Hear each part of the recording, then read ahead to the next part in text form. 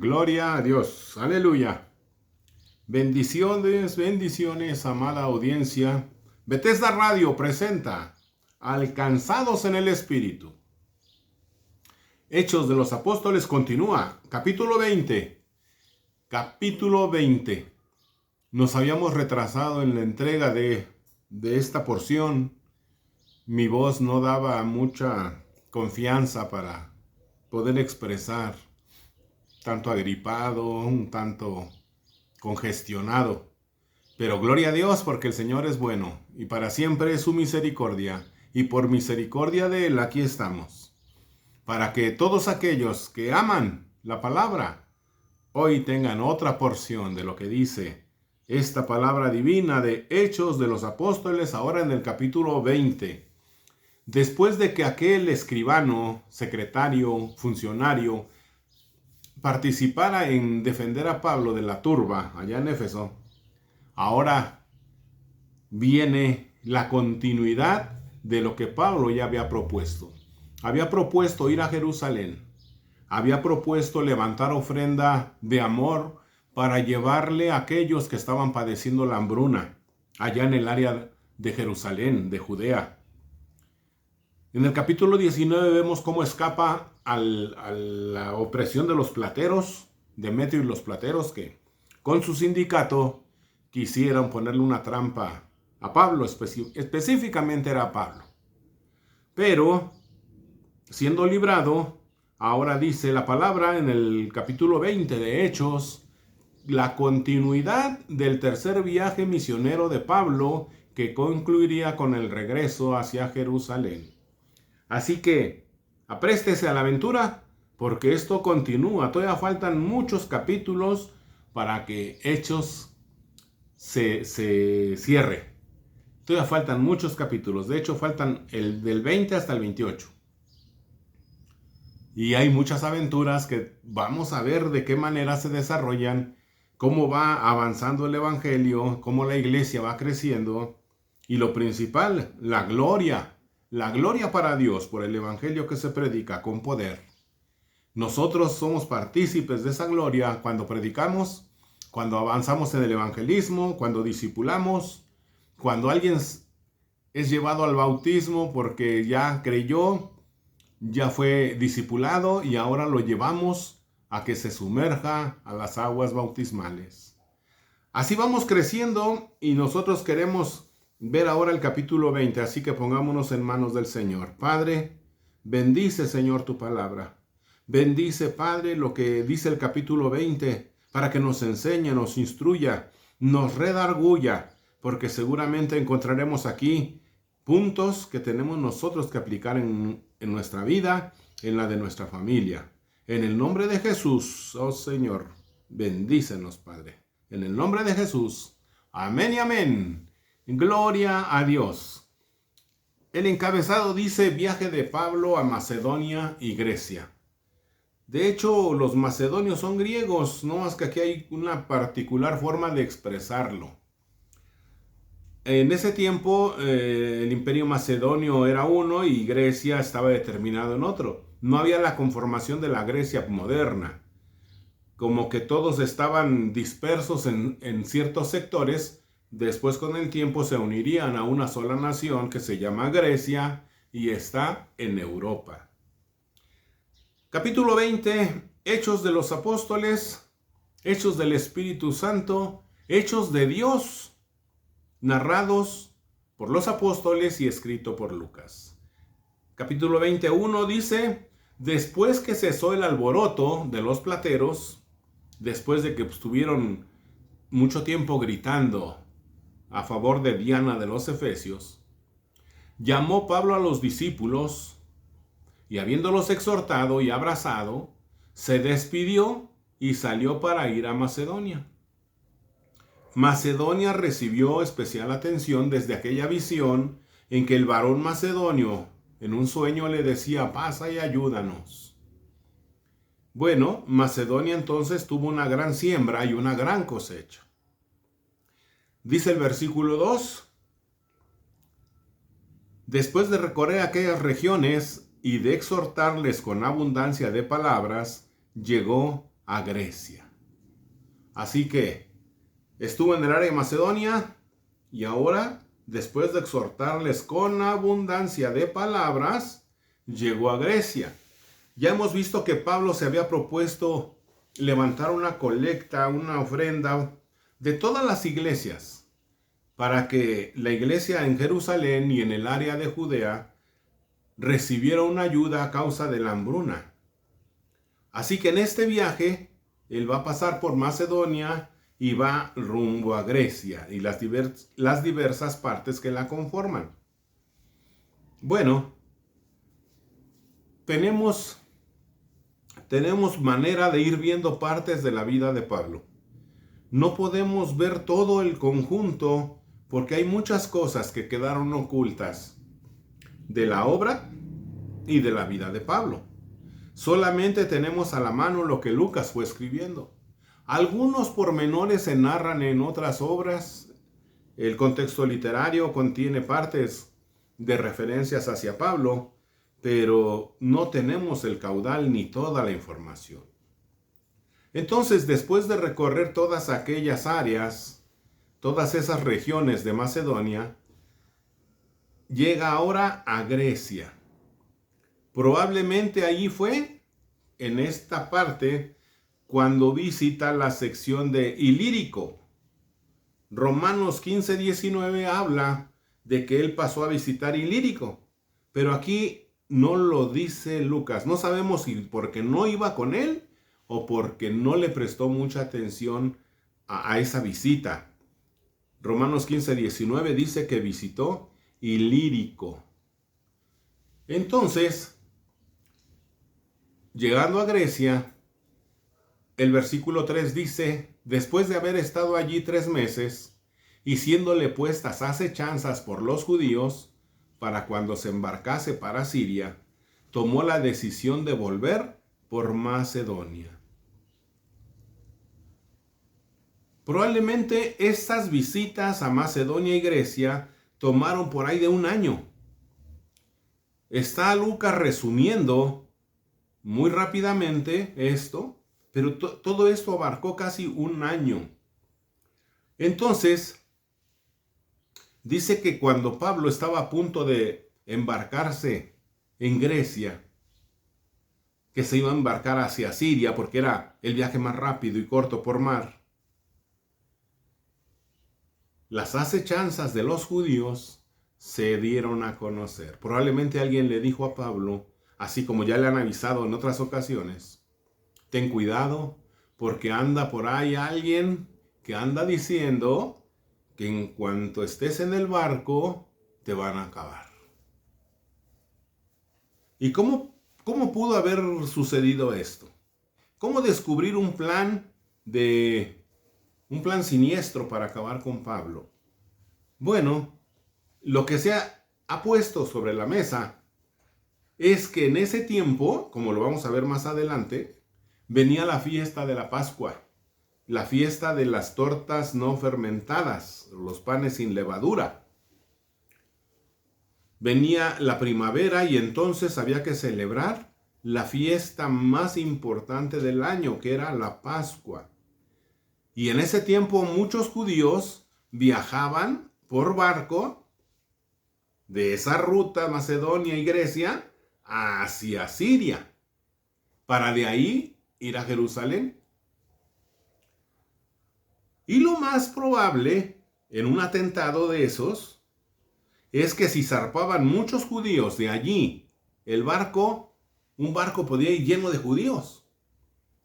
Y si Pablo y sus compañeros subían a ese barco, la consigna era matarlo, acabar con él. El enemigo de la ley, el enemigo del status quo judío, podía desaparecer en el mar.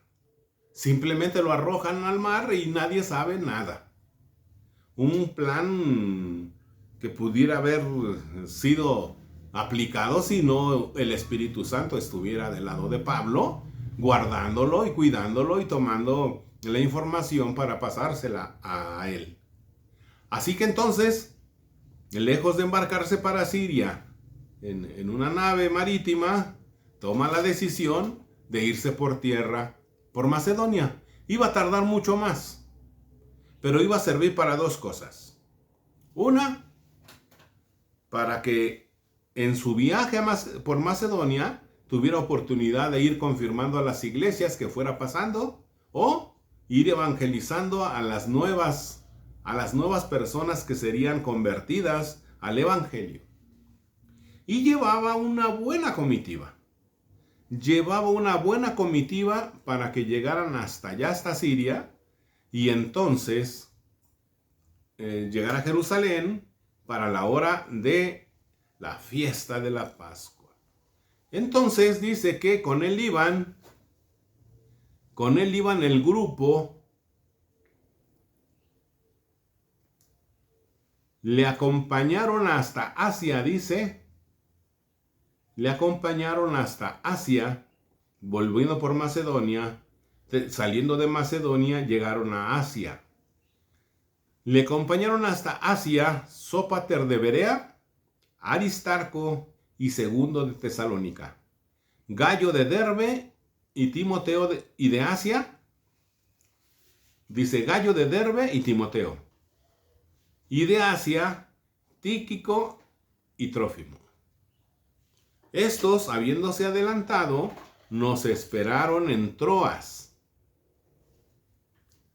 Y nosotros, pasados los días de los panes sin levadura, navegamos de Filipos, y en 5 días nos reunimos con ellos en Troas, donde nos quedamos 7 días. Bueno, debido a ese atraso no pudieron llegar a Jerusalén para la fiesta del día de los panes sin levadura. Entonces podemos notar aquí cómo los planes de Dios se van cumpliendo, va caminando la obra, va avanzando, pero a veces nosotros no nos imaginamos cómo nos dan el cambio. A veces nosotros proyectamos ir a evangelizar a una zona y el Espíritu Santo dice, no, vas a ir a tal lado. Seguramente porque ya hay alguien ahí en disposición para que oiga la palabra y se convierta. Si por uno vamos, vale la pena. Entonces podemos ver aquí el cambio de lenguaje que tiene Lucas. Dice, y estos habiéndose adelantado, nos esperaron en Troas. Diferente al 4, y le acompañaron hasta Asia. No se cuenta él. Y le acompañaron hasta Asia, dice. Pero él no se cuenta. Después dice, nos esperaron en Troas. Ahora ya se incluye. Y nosotros, dice el 6, pasados los días de los panes sin levadura, navegamos de Filipos, y en 5 días nos reunimos con ellos en Troas, donde nos quedamos 7 días. Troade, Troas, ya estaban cerca del objetivo que ellos estaban buscando. Entonces podemos ver, la primavera estaba en su apogeo, y ellos estaban por ir hacia el destino que los esperaba, hacia Jerusalén. En Troas, Pablo quiere compartir con la iglesia. En este compartir con la iglesia van a ocurrir cosas tremendas, porque un suceso que pasa allí va a hacer que se muestre el poder que dijo Jesús que nos iba a acompañar cuando nosotros lleváramos el evangelio. Poder de Dios. El evangelio es poder de Dios. Y nosotros debemos de creer, porque al que cree todo le es posible. Nosotros debemos de creer que Dios puede hacer todo en nosotros. Pero para que lo pueda hacer, nosotros tenemos que creer. Claro, Él es soberano. Y a lo mejor yo soy un incrédulo, pero Dios hace en mí la maravilla. Él no tiene que andarle pidiendo permiso a nadie para hacer las cosas. Así como lo hizo aquí Pablo. Vamos a ver esta aventura fenomenal que se avienta aquí Pablo. El primer día de la semana, reunidos los discípulos como se acostumbraba, el primer día de la semana, reunidos los discípulos para partir el pan. ¿Qué significa partir el pan? Hay dos explicaciones. Una era el enfoque a la Santa Cena. Era la principal. Pero también para participar en la Santa Cena había fiestas que se llamaban ágapes. Ágapes, las fiestas del amor, donde la iglesia se reunía para convivir, para comer y celebrar la Santa Cena. Así que partir el pan incluía comer en comunidad y también celebrar la Santa Cena. Y Pablo aprovechaba esas oportunidades para enseñarles. Pablo les enseñaba, habiendo de salir al día siguiente, no quería desperdiciar el tiempo, tenía que enseñarles, dejarles la instrucción para que ellos supieran cómo andar en la casa de Dios, columna y baluarte de la verdad. Así que habiendo de salir al día siguiente, y alargó el discurso hasta la medianoche. Alargó el discurso hasta la medianoche. Bueno, dice, y había muchas lámparas en el aposento alto donde estaban reunidos. Imagínese, nos está hablando de una reunión de iglesia, nos está hablando de un culto, de una velada de iglesia, no precisamente de oración, pero sí una velada de iglesia. Una velada porque Pablo les estaba enseñando y seguramente tenían mucho que preguntarle a Pablo acerca de cuestiones, acerca de cosas que no entendían, y ellos tenían que preguntarle a Pablo, ¿qué hay de este asunto, de este problema? Y Pablo dice que extendió el discurso hasta la medianoche. Cuando dice el discurso, no quiere decir que Pablo estaba bla, bla, bla, bla, bla, bla, bla.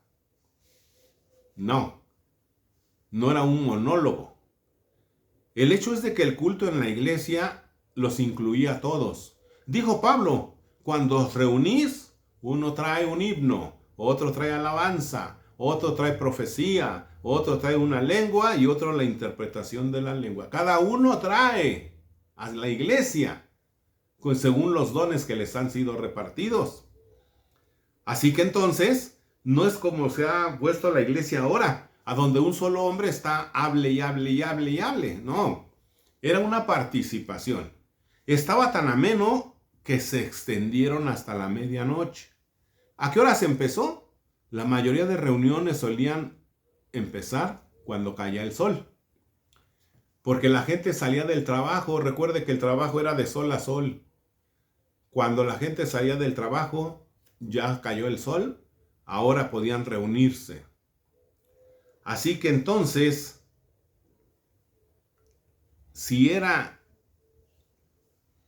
recuerde que ahí el día terminaba con la puesta de sol y empezaba el nuevo día, el primer día de la semana. Precisamente por eso, porque se acababa un día que en este caso era sábado. No trabajaron. Pero venía el primer día de la semana. Empezaba a las 6 de la tarde. Hasta la medianoche estuvieron reunidos en el aposento alto que habían seleccionado. Pusieron muchas lámparas, teas ardientes o no me acuerdo antorchas o lámpara de aceite, no sé qué tendrían, pero dice que tenían muchas lámparas. Y estando reunidos, se extendió el discurso hasta más de la medianoche. Habiendo muchas teas, muchos empezaron a acomodar porque probablemente se encerró el calor, era primavera. Y entonces la gente buscaba lugares frescos. Y dice el 9, note esto que es aclaratorio. Y un joven llamado Eutico, que estaba sentado en la ventana. En la ventana. Pero no estaba en la ventana a ras de suelo. Estaba en la ventana del tercer piso. ¿Qué estaba haciendo Eutico en una ventana en el tercer piso? Pues probablemente buscando refrescarse. Si eran teas las que estaban ardiendo, el calor se acumulaba. Y el calor tiende a subir. Pero dice que él estaba en una ventana en el tercer piso. Un joven llamado Eutico, que estaba sentado en la ventana, rendido de un sueño profundo, probablemente el cansancio, por cuanto Pablo disertaba largamente. Vencido del sueño, cayó del tercer piso abajo y fue levantado muerto. ¡Wow!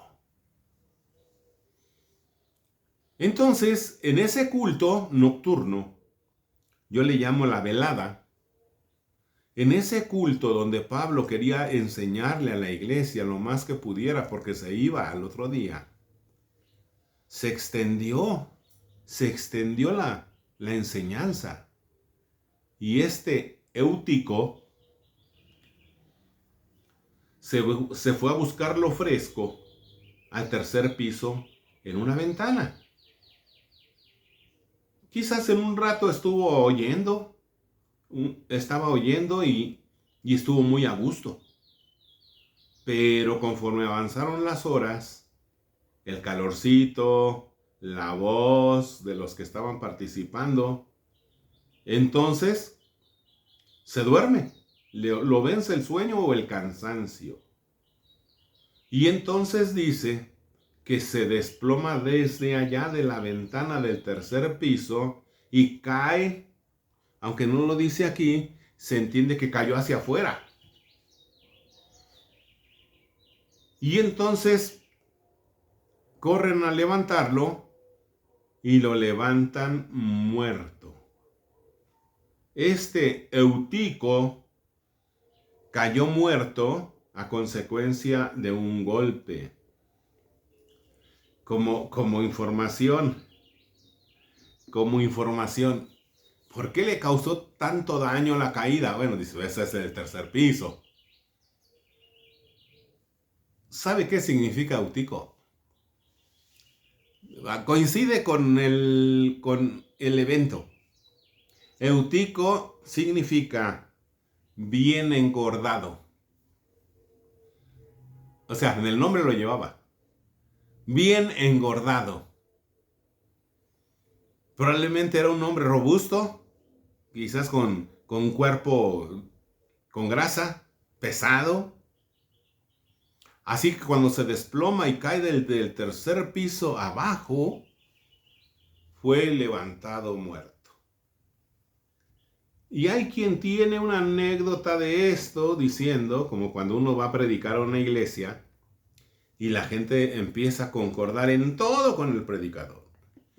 Y el predicador está diciendo, y entonces si ustedes se portan mal, el Señor los va a castigar. Y todos están así, concordando con él. Pero no porque estén de acuerdo.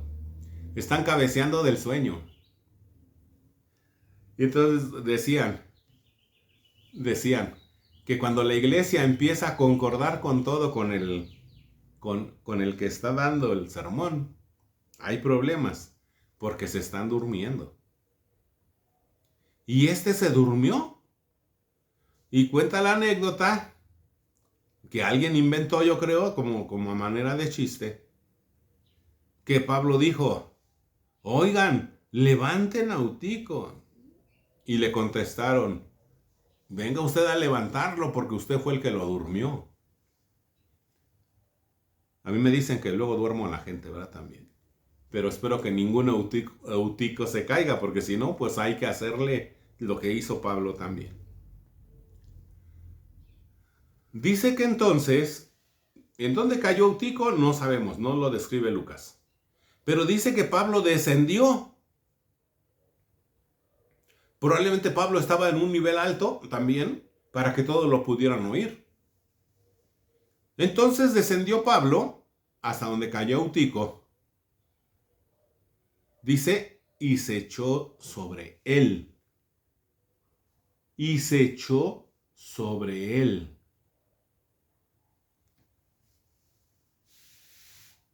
Y abrazándole dijo, no os alarméis, pues está vivo. Wow. Bueno, en la manera en que lo está narrando Lucas, él es el testigo presencial de este evento. Él está hablando de que en el culto nocturno, Eutico se cae, lo levantan muerto, llega Pablo, dice, descendiendo Pablo, se echó sobre él y abrazándole dijo, no os alarméis, pues está vivo. ¿Por qué les dijo, no os alarméis? Porque en el momento en que lo levantan, alguien dice, está muerto. Está muerto. Y entonces, ¿cuál era el asunto ahí? Que inmediatamente cuando alguien es declarado muerto, empieza la plañidera. Y en Medio Oriente, incluido Israel, la plañidera empieza en cuanto se declara la muerte. Y entonces empezó la lloradera y tienen un lamento fúnebre que estremece los huesos. Y seguramente cuando ellos dijeron, pues ya se murió, empezaron todos a llorar y a lamentarse y a decir, se murió Eutico. Pero con ese sonido de lamento, con el lloro de las mujeres, con el aullido, porque es una especie de aullido de dolor, el dolor de la plañidera. Entonces, Pablo tenía que decirles, no os alarméis, está vivo. Y seguramente Pablo ya no se pudo ir en ese momento de madrugada. Él tenía que esperar todavía para ver realmente que estuviera bien. Que estuviera bien, que no hubiera ningún problema. Para hacer eso, dice que descendió Pablo y se echó sobre él, abrazándole. O sea, yo veo en los milagros una característica, que no tienen un modelo fijo como para replicarlo o hacerlo igual. No hay un modelo, aunque muchos han querido sacar diciendo, te voy a enseñar a ser profeta, te voy a enseñar a hacer milagros, y cobran un dineral por andar enseñando. Pero la cosa es que no hay modelo. Aquí Pablo se echa sobre él y le abraza. Pero cuando en el caso del paralítico, solamente le dijo, levántate y anda. En el caso de echar fuera al demonio de la pitonisa que adivinaba, le dijo fuera. Y no había modelos a seguir, no había. Simplemente el Espíritu era el que lo hacía. Pero aquí Pablo utiliza una técnica.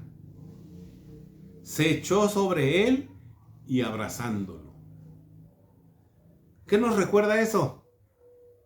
Y usted inmediatamente va a pensar, oh, el profeta Elías con el hijo de la viuda. Cuando la viuda le reclama al profeta diciéndole, yo te pedí algo, yo te pedí hijo, ahora ya se murió. Dice que Elías va e intenta de una manera y no funciona.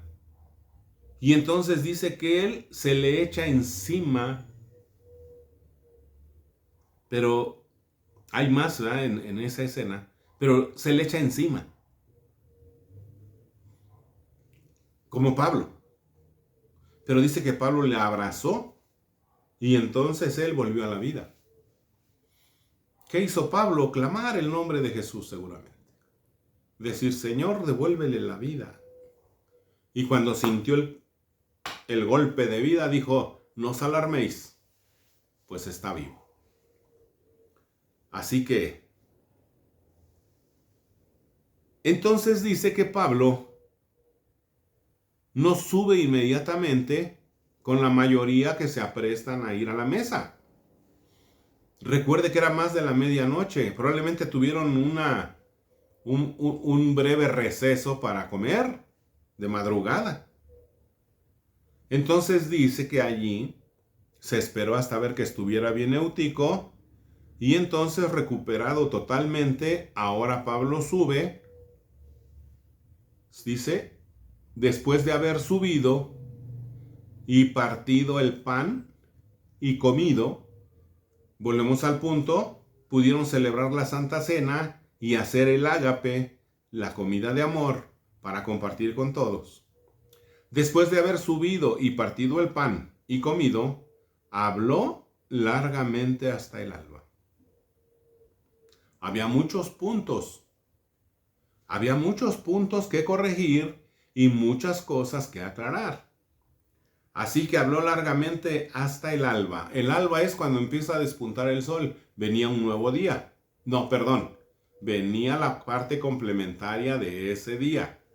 El día primero de la semana. Ya había pasado la oscuridad, la noche. Ahora venía la parte de luz. Cuando llegaran hasta la puesta de sol se terminaba ese día. Así que después de haber partido el pan y comido, habló largamente hasta el alba, y así salió. Y llevaron al joven vivo y fueron grandemente consolados. Ahora imaginémonos nosotros estar presentes cuando se ejecuta un milagro de parte de Dios. No sé si a usted le ha tocado cuando se ejecuta un milagro de Dios. Es algo grandioso, maravilloso, que tenemos que contarlo, tenemos que decirlo porque somos testigos de esas cosas. Y entonces, en ese devenir, nuestro testimonio personal sirve para influir en la fe de los demás, diciéndoles, soy testigo de cómo Dios hace grandes cosas.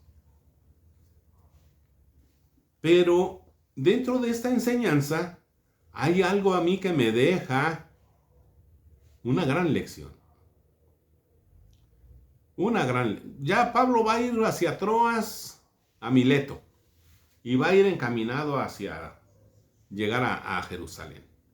Pero en este relato, aquí el Señor me da una gran lección a mí. La informalidad de la iglesia primitiva. La iglesia primitiva no se regía por ritos estudiados, no se regía por una liturgia inviolable, como ahora muchos quieren en la iglesia meter un protocolo, en donde dicen, apégate al libreto, apégate al argumento o al programa, al formato. Aquí no había formato. Aquí había la convivencia con el apóstol. Aquí había la convivencia con la iglesia. Aquí había oír y preguntar. En la ponencia de Pablo seguramente saldrían muchas preguntas. Aquí no había la formalidad de la banca de iglesia.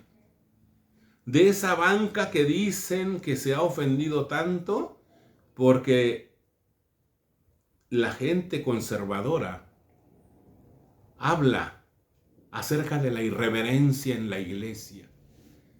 Es irreverente que vengas en chanclas a la iglesia. Yo fui criado a un modelo y esquema de venir al lugar de reunión, al culto, Ahorita no traje corbata, pero yo comúnmente uso la corbata porque me quedé acostumbrado.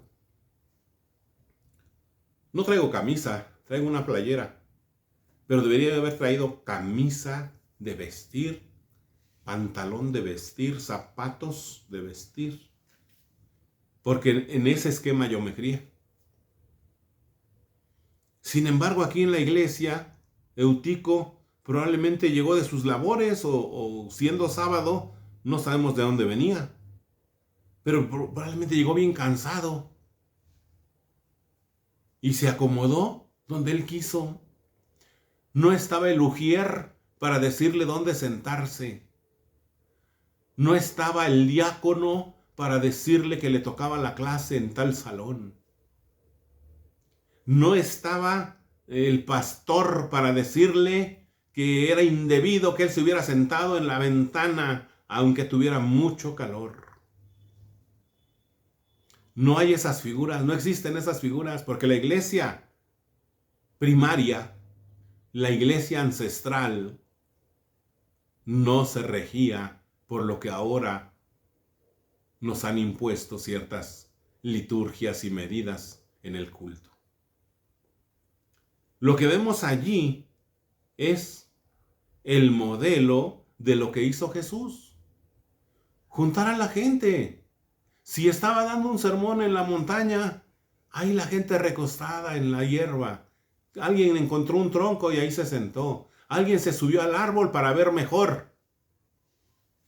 ¿Recuerda el caso?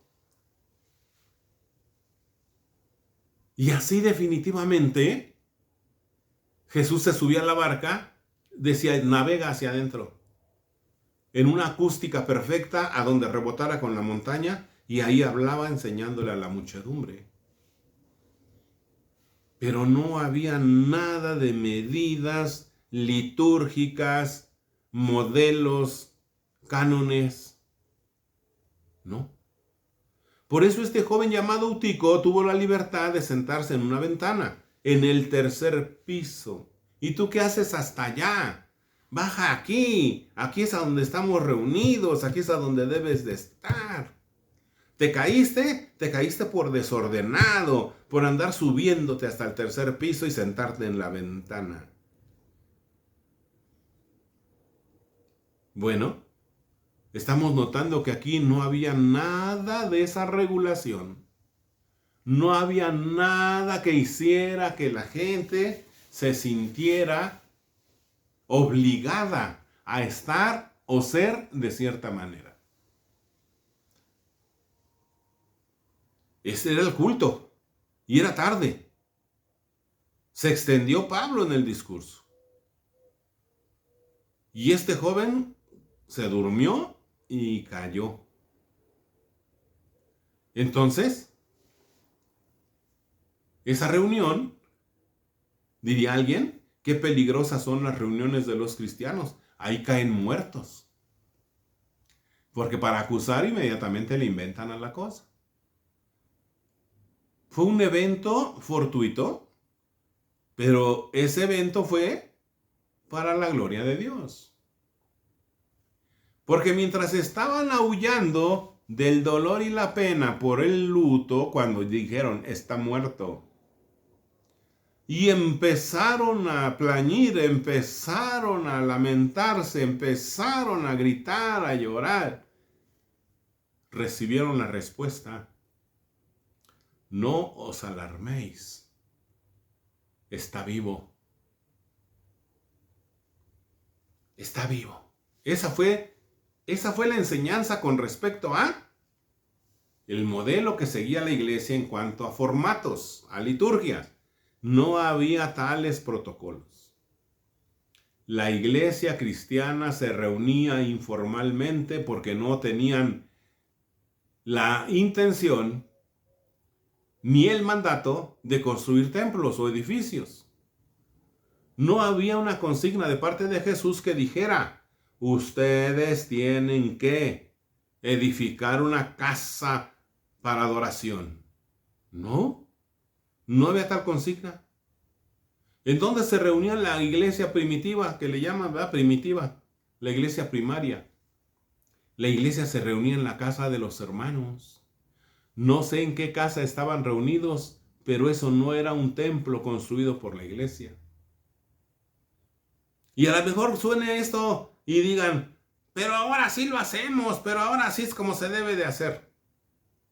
Pero eso no estaba dentro de las instrucciones que Jesús dejó. No nos engañemos. No nos engañemos. Jesús no mandó nada de eso. Eso se hizo por otras causas. Los que conocemos la historia de la iglesia sabemos cómo a partir del cuarto siglo empieza la transformación hacia estas fuentes romanas y cómo se fueron adaptando cosas que Jesús nunca había mandado, ni siquiera por su mente habían pasado. Entonces, probablemente le parezca tosco a alguien, ofensivo a alguien, pero esa es la verdad.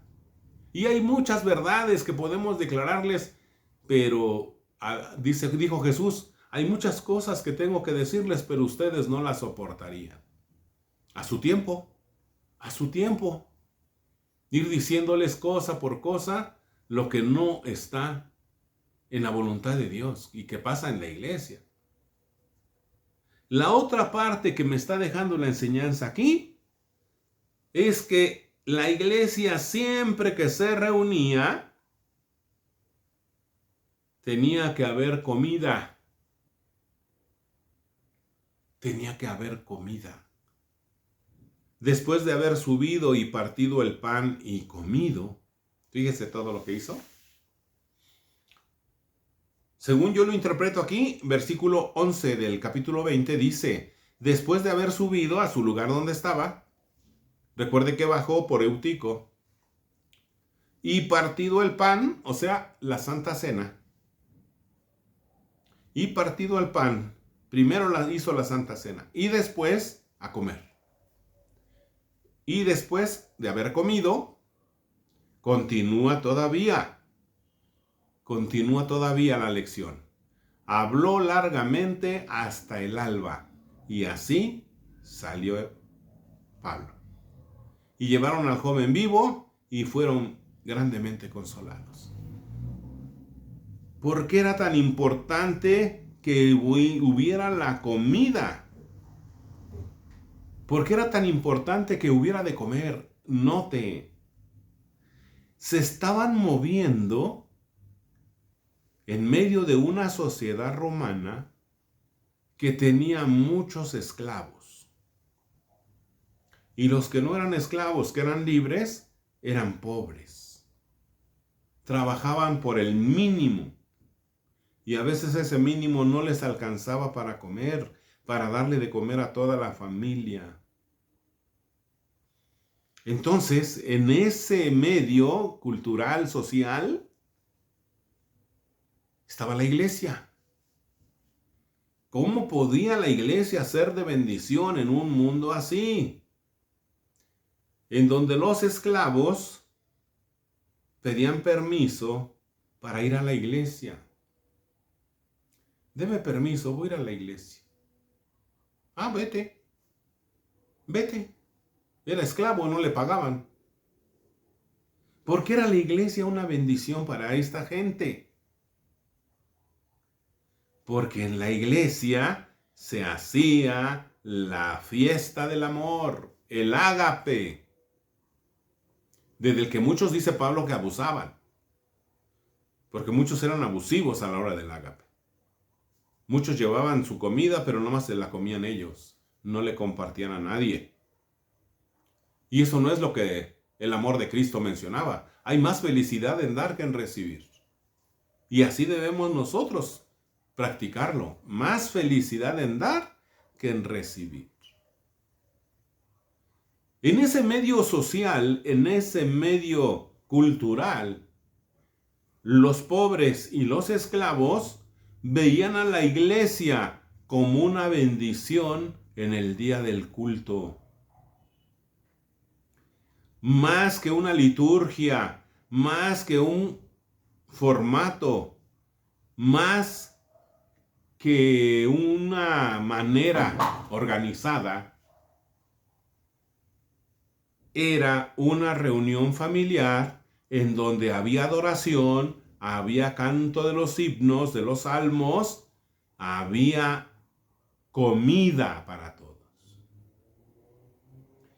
Probablemente el esclavo mal comido era su oportunidad de sentarse a una mesa y disfrutar de buen alimento que la iglesia estaba proveyendo.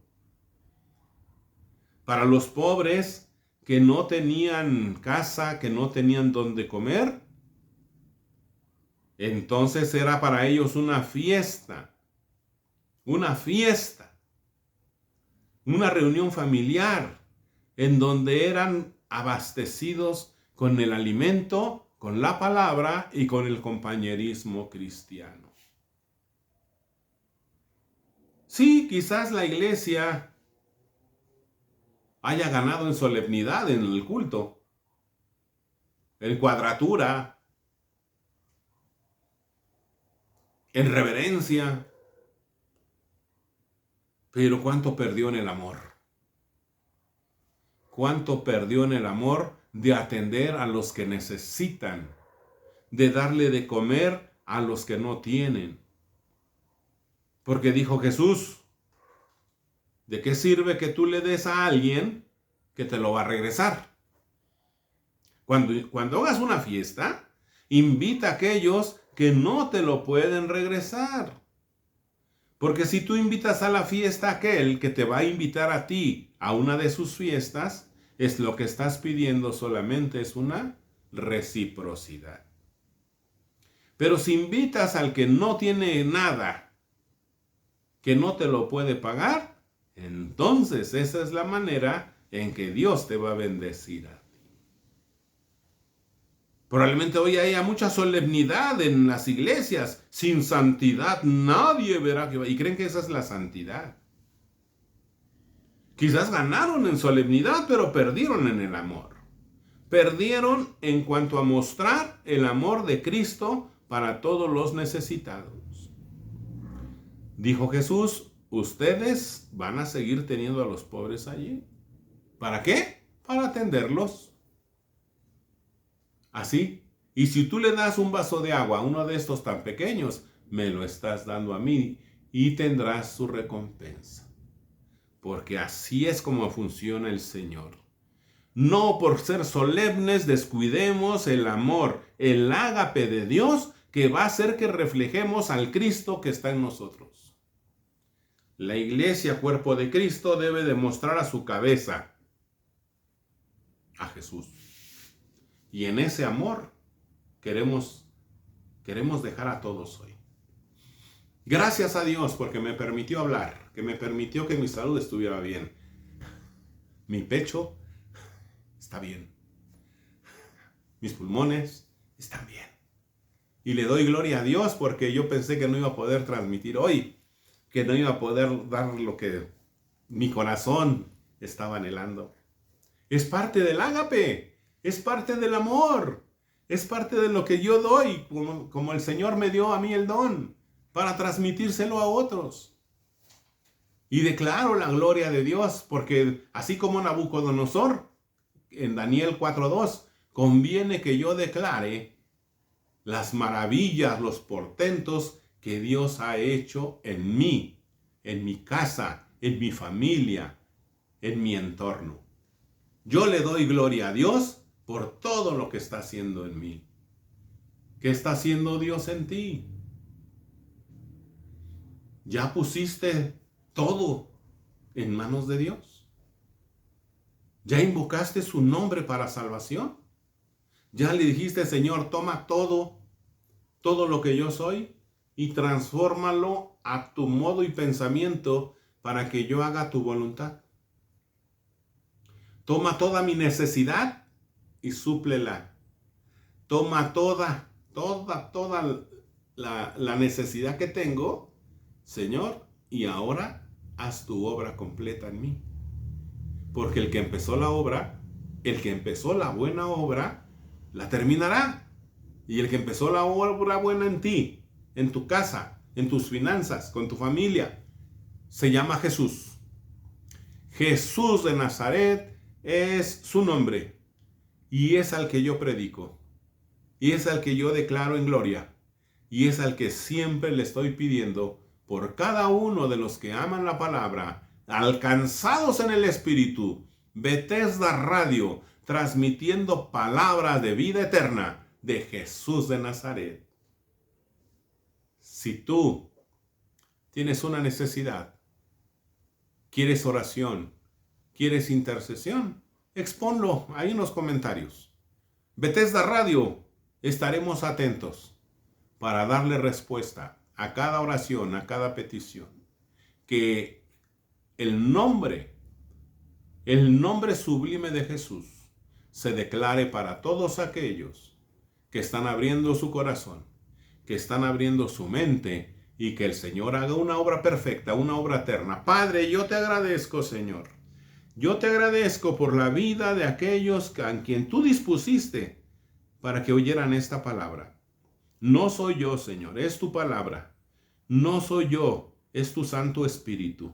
Porque alcanzados en el Espíritu fuimos, y queremos que otros también sean alcanzados.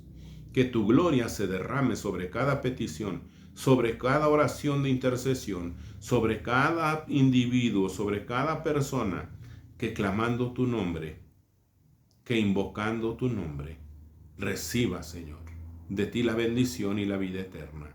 En el nombre glorioso de Jesús ponemos todas las peticiones, en el nombre glorioso de Jesús, Rey de gloria y majestad.